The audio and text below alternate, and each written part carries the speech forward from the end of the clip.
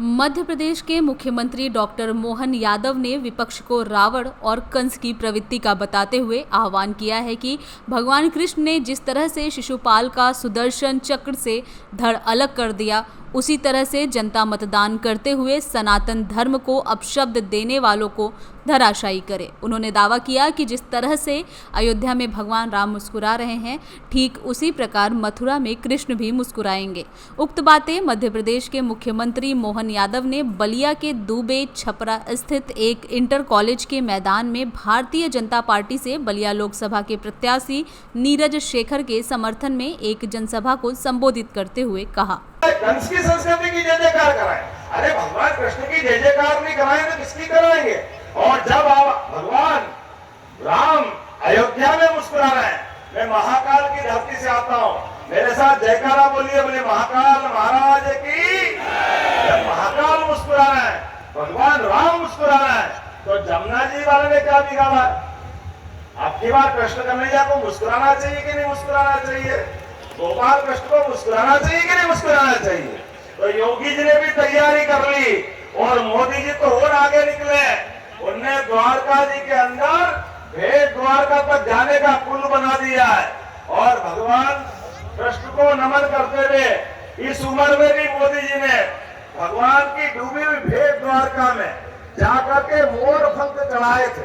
और मोर पंख नहीं चढ़ाए, वो हमारी सनातन संस्कृति की जय जयकार करने गए थे। वो इतिहास याद रखो।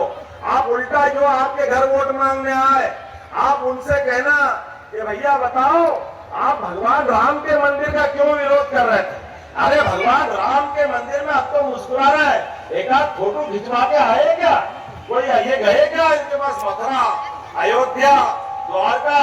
जरा फोटो तो बता दो, वोट मांगने आओगे, लेकिन इतने बड़े समाज की आस्था के साथ खिलवाड़ करोगे, ये बर्दाश्त नहीं है। मुझे इस बात की प्रसन्नता है, यशस्वी नरेंद्र मोदी जी ने नई शिक्षा नीति ला करके 2020 में पूरे देश के सामने, अरे ये लार्ड मेकाले की शिक्षा नीति थी 1832 वाली, जिसमें हमारे सभी देवी देवताओं के सारे प्रसंग गायब कर दिए थे। कोई भगवान कृष्ण को याद नहीं कर सकता है। कृष्ण के भगवान के गरीब आदमी से सुदामा की दोस्ती को याद नहीं कर सकते, उनके प्रसंगों की बात नहीं कर सकते, भगवान राम के अच्छे प्रसंगों को याद नहीं कर सकते।